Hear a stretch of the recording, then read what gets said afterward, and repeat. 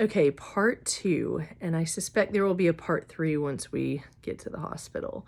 My midwife came maybe around 7 a.m.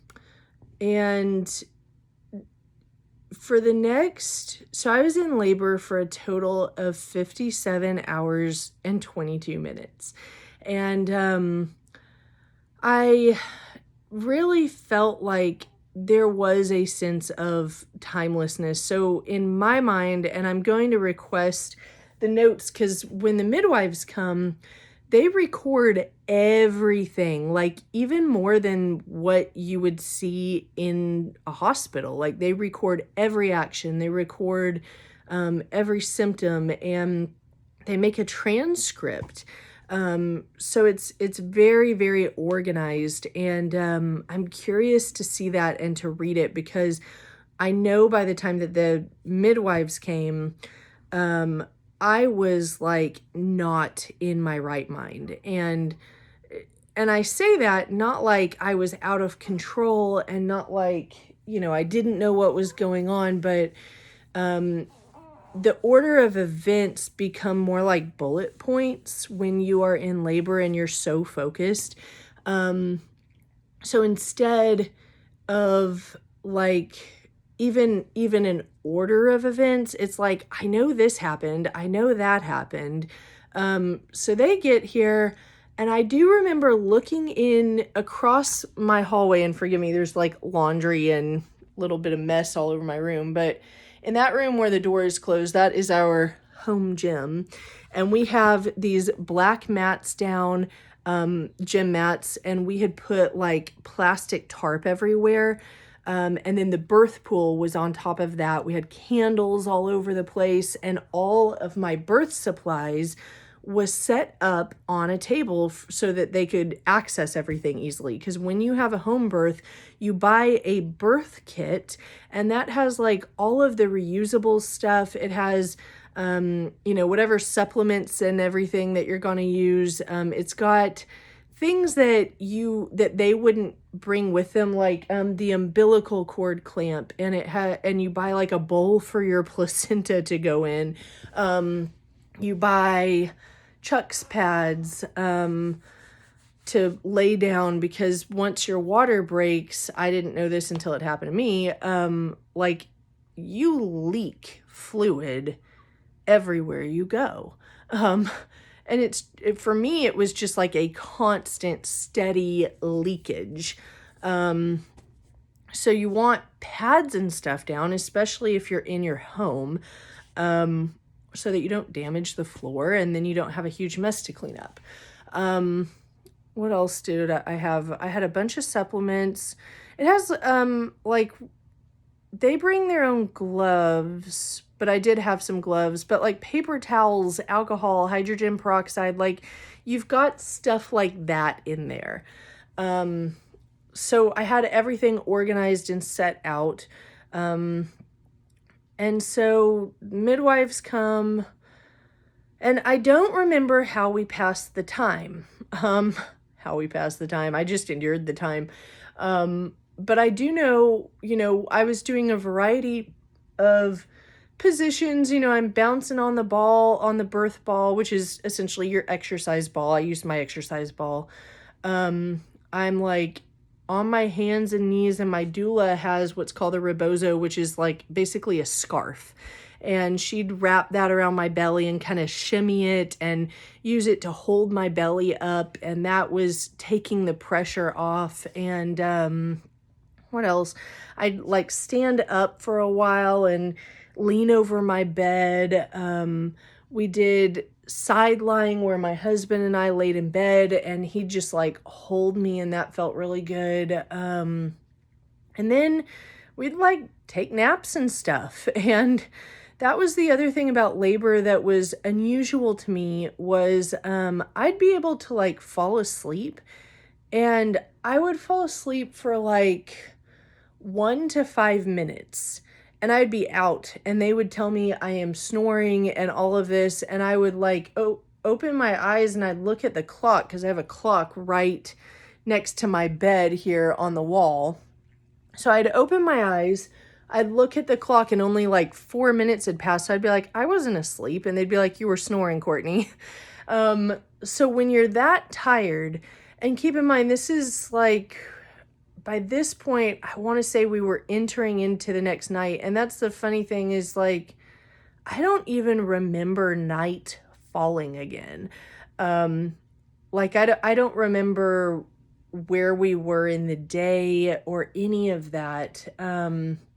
So, I'd look at the clock and I'd see, 4 minutes have passed. And that happened for a long time where I'd fall asleep for maybe an hour or two. I mean, not an hour, a minute or two. And then the contractions would wake me up again. So it was a very kind of dazed, hazy state of being. We got to the point, and I think, I don't know when this was. I know it was a long time before we transferred, where they basically said, hey, I think you're ready. And I was starting to have like pushing contractions, and the difference between a regular contraction where it's your uterus is a muscle and it's squeezing, and it might squeeze intense and you'll feel it in your stomach. It feels like how do I even describe it? If you were to engage your ab muscles really intense, and it kind of takes your breath away, and I mean it's similar, but kind of like that and a menstrual cramp, or if you're a guy, the closest thing I can describe it to is if you have to go to the bathroom, like poop really, really bad and your stomach is cramping, it's kind of like that. But it holds. So the muscle contraction will hold for a minute or two, and then it releases and your body kind of relaxes again. And so, and you can relax those muscles even during the contraction, which is really cool. But the pushing contractions were a different story. So what was happening when I felt those pushing contractions was more of a rush within the muscles. So from the top of my uterus, which, whenever you're pregnant, your uterus is like practically up in your ribs. It's like right underneath your boobs. And I would feel this intense downward pressure and a rush, and all around the sides of my belly, the top of the belly. It's like everything is whoosh, and it would take over. Like you don't have the same measure of control. And I did find I could relax some, but not in the same way. It was like that muscle was going to whoosh and seize no matter what I did. And it felt kind of like it had a mind of its own. And it was a very, I like to describe it as an incredible feeling, because the strength I felt was amazing to me. So I would feel this muscle seize, and at the same time, like, because I'm doing all this breathing work, and they say just let it out, and you don't want to be screaming, and you don't want to high pitch whenever you are releasing that oxygen, because it causes your body to respond differently and it's harder to relax.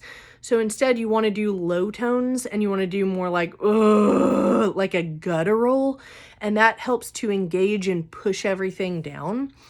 So it was just involuntary, man. It was like, like I cannot explain it. I'm sure I have a clip of it somewhere, but I was like, like, and so this happened a few times. We're like, let's get in the pool. Like, it's the baby's coming any minute. We'll get in the pool. So I'm in this pool, and it's deep. It came up like chest level, very warm, loved it. And I'm just like draped over the side, enjoying kind of the water. And I thought I was only in there maybe 15 or 20 minutes, but as it turns out, I was in there a couple hours because the next thing I know, I know that my midwife called me during this time from her other birth, and I think she was on her first or second birth. And the backup midwife is sitting there with her phone on speakerphone, and my midwife is like praying over me because we're all thinking, oh, the baby's coming at any minute. You're having these pushing contractions. She's coming anytime. So then the backup midwife is saying, Courtney, after 2 hours. And I'm like, what do you mean 2 hours? After 2 hours, the water becomes less effective and we're going to need to take you out and try some inversions. And I'm like, what are you talking about? And, the contractions had started becoming less and less frequent. And I want to say by this point, I was only having them maybe every 5 to 10 minutes. So there was like longer and longer breaks in between. And I was so confused because I was like, I don't understand. I'm having these pushing contractions. Why is the baby not coming out? And once the contractions started becoming spaced out more frequently, I kind of regained my sense of time more. And I remember them explaining to me, no, like, sorry, this isn't meant to look bad on on anyone, but it was kind of like, sorry, we thought you were further along than you were. We've, checked you and you're actually not as dilated as we thought. And you've swollen up inside. And, the cervix is kind of shaped like this. When the baby comes down, I wish I had both my hands, but it puts pressure. So the baby's head goes through that tube cervix, which I guess it's actually kind of like this. And the baby's head comes down, it puts pressure, and then the base of the cervix opens up, and that's why it dilates. It opens up. So the head comes through, and the contractions are putting the pressure on the baby to push it through the cervix. And then there are chemical responses that are causing that skin to dilate and to stretch and to open. The relaxin, which is a hormone in your body, has been for months preparing your hips to open. So it was all designed perfectly by God. And that's why, women, small framed women can still give birth to a 10 or 11, 12 pound baby because the baby's head is also made to squeeze and the plates of the baby's head are made to overlap. So they're made to squeeze through that tight space. And then the mom's body is made to open just enough to pass the baby through. So that's just an interesting, description of this is how it works. And when you're dilating, so in my case, my cervix had started to become inflamed. And because of that, it was not opening the way it needed to as the baby's head was being pushed through. So it was stopping the baby's head from being able to progress and keep going. So the plan, and I actually know people who have experienced this, and it was very successful in their case. But the plan was we're going to get out of the pool. We are going to do some inversions where my bed it has an adjustable base. So the legs come up and the back comes up if I want it to. So we popped the legs up as far up as they go. We get the peanut ball. My legs and my feet are like draped over this peanut ball. My hips are in the air and my head is down low. And I'm having contractions in between. And it was very uncomfortable. I don't know if you know this, but when you are pregnant, it's very uncomfortable to lay on your back. It puts so much pressure, and then to lay on your back and have everything kind of upside down, that puts a lot of pressure like on your lungs, and it puts a lot of pressure on your organs. And so it's just like, you kind of feel like there's someone sitting on you. And you're having these, challenging contractions and your muscles are seizing up and you're trying to relax. And so I'm like upside down, inverted on this ball. And they're like, yeah, you're going to have to like probably wait there for an hour or two. So I'm there for an hour or two waiting to see if we can get the baby pulled back a little bit and then maybe the cervix can become uninflamed. And they're putting like, I forgot what they were using, but they were using like an anti-inflammatory herb stuff. They ran to Spirit of Health, a natural store in our area, to grab this stuff. And they're like wiping that around my cervix, which wasn't super comfortable, but, whatever it takes to get this baby out. And so they're like using this anti-inflammatory on my cervix. And I never progressed. So, we do a few rounds of this where it's like, take an hour, take 2 hours, be inverted, try again, take a nap, try again. And then they're like, you've got to eat something. And I'm like, I am not hungry. I don't feel good. I do not want to eat. So I like take 3 hours and worry down an apple, and some almond butter. And that was gross. And then I felt bad and I ended up throwing it all up anyway. I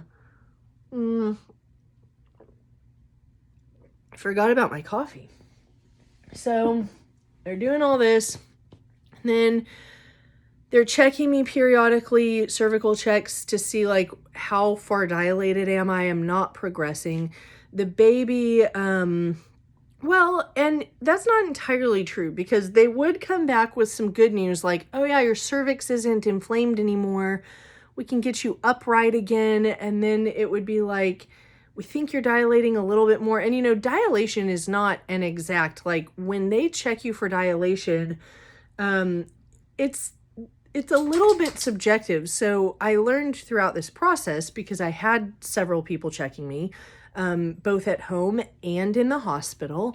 And they told me this in the hospital where they said, well, we do our best to kind of gauge how far open your cervix is, but we don't you can be off a centimeter or two. It's not always like perfect. We don't always know. We're just looking for progress. And we just kind of guesstimate like, oh yeah, that's a 7. It might be an 8, could be a, 6, whatever. So it's not like a exact. And that's what the doctor at the hospital told me. So they're checking me, and they're kind of like, oh yeah, you seem more dilated than you were before.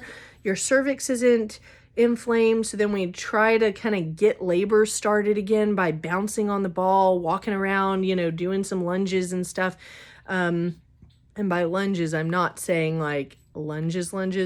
I'm saying like, putting your leg up in a way and kind of bouncing on the ball. Like, it's not like you're in a full-blown workout. And nothing was really getting the labor started again. It was still contractions every like 10 minutes. Then at some point we were like, okay, we're going to have to try to manually turn the baby because her head is not coming down the way it should. It seems like her head is kind of turned or twisted or, bent in some way. And we think that that's why, all of this is happening, blah, blah, blah. So a manual turn is where they basically stick their hand up inside of you. Brandon said it was only these 3 fingers, but like that is a wide part of your hand. And they go up inside and they try to turn the baby's head. They do this in the hospital and they do this at home. So this would have been, if we had been in a hospital setting, this would have been the next step that I would have wanted. And it was the next step I wanted. That was one of the most uncomfortable parts. And I would say to some degree that was painful. And we did it, I think 3 times. It was either 2 or 3 different times where we would do it, we'd take a break, we'd try to get the cervix inflammation down, give it some time, try again. The discomfort was in feeling someone's fist inside of me. And, it was just by the third try, and I can't remember if it was the second or third try, but by the last time I screamed out and I was just like, I cannot do this anymore. And I felt bad because the midwife who was with me tends to take a very hands-off approach. Apparently this is kind of not within her comfort zone as much, and she was kind of challenging herself to give me what I wanted, and it was what I wanted because I wanted a natural birth. Birth is natural no matter how you do it. I wanted a unmedicated home birth. And so she's doing everything she knows to do, everything she can do to try to help this baby come out. And the head was not moving. So, I know that I took another series of naps. We did more inversions. We did more like cat-cows, like the yoga pose, where your hands and knees and you're kind of arching your back and pushing it up. Nothing was progressing it. Nothing was working. Side lying, like laying in different positions to see if we could get the baby to maneuver in different ways. My midwife ended up coming at some point, and I learned that the backup midwife had left. And by this point, my midwife had delivered 2 other babies.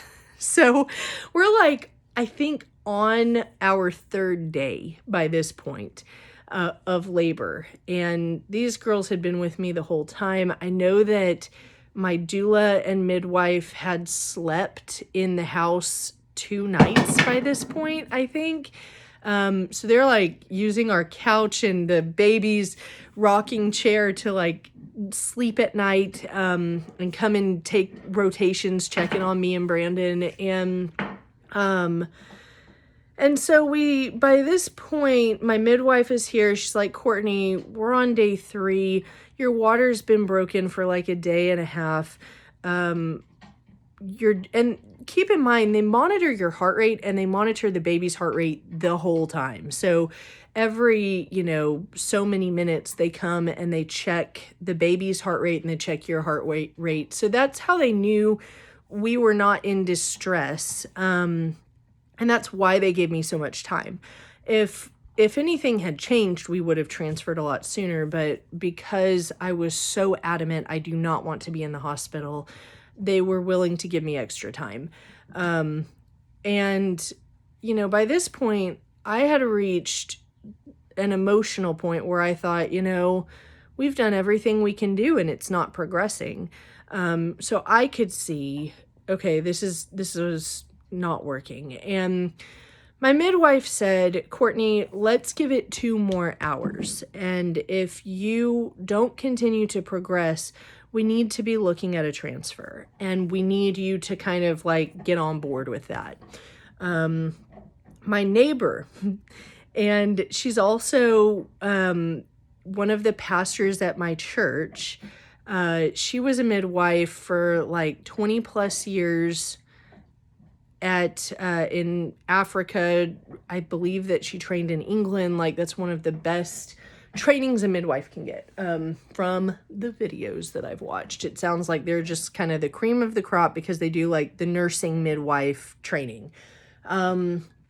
So she is just next door, and I wrote her a message and I was like, hey, we're like 2 hours away from a transfer. The baby isn't turning. I've been in labor for 3 days now.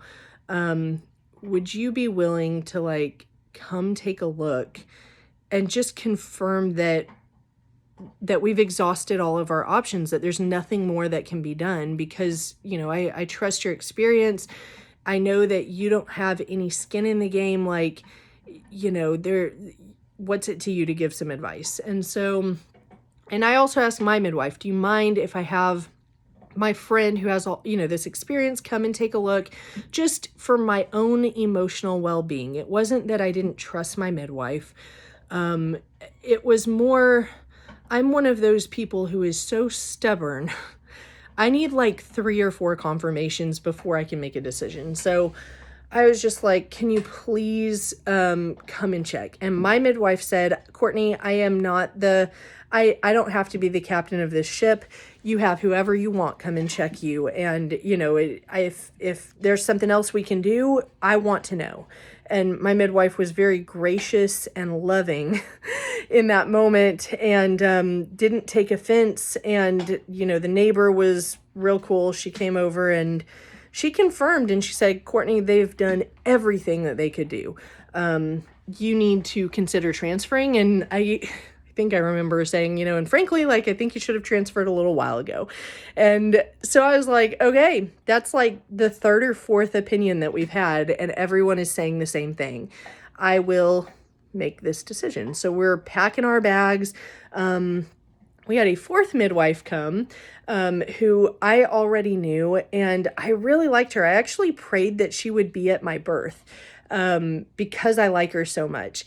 And she came over and brought us salmon toast before we transferred. And then she helped like clean up the birth pool and kind of turn off the candles. And that was really special also, because it was just one of those silly answers to prayer. Like, you know how you have answers to prayer where you're just like, oh, this is just kind of one of those like totally extra over the top requests where I was like, God, I would just love it if Clarissa would be at my birth.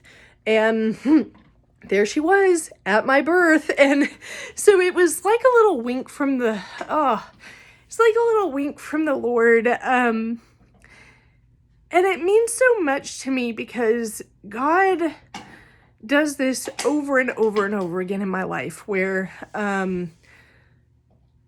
especially whenever I'm facing something I don't want to face, where he will just do something completely over the top and remind me that he sees my heart and that he's with me. I did not want to go to the hospital,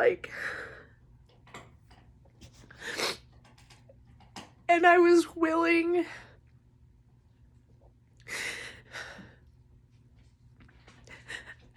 I was so committed to holding this experience with an open hand.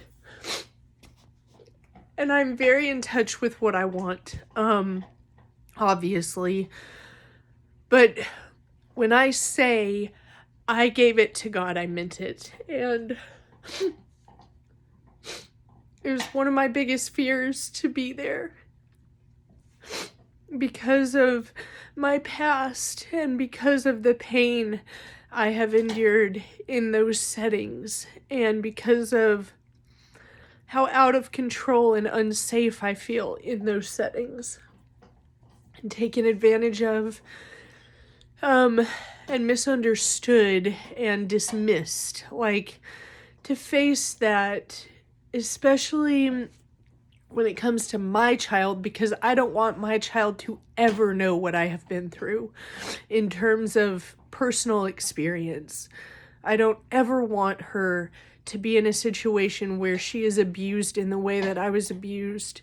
I don't want her to spend, the first 22 years of her life battling the emotional and spiritual ramifications in her secret life that I have had to because of what has been done to me. And even though it's something that was really kind of, extra and easily dismissed, it was so specific. Hey, God, I would love Clarissa to be at my birth. And for her to come and be willing to bring us breakfast, I was just, I felt so seen by God. And that was a private moment between the Lord and I don't even think I told her this or anyone else.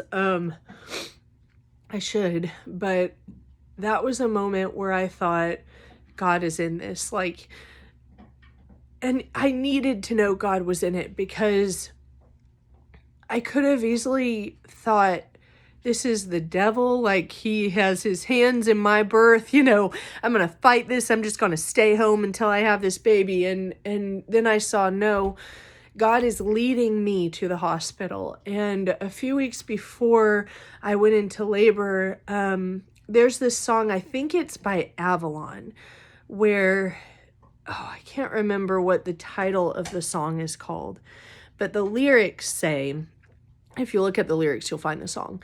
But the lyrics say, I don't want to go somewhere if I know that you're not there, because my heart wants to be where you are. And the song is so beautiful. And I remember one day I listened to that song on repeat the entire day, and I battled, and I just, because I think at that point I knew that I might be transferring. And I think God told me, and I wanted to dismiss it so much. I wanted to say, no, that's not going to happen to me.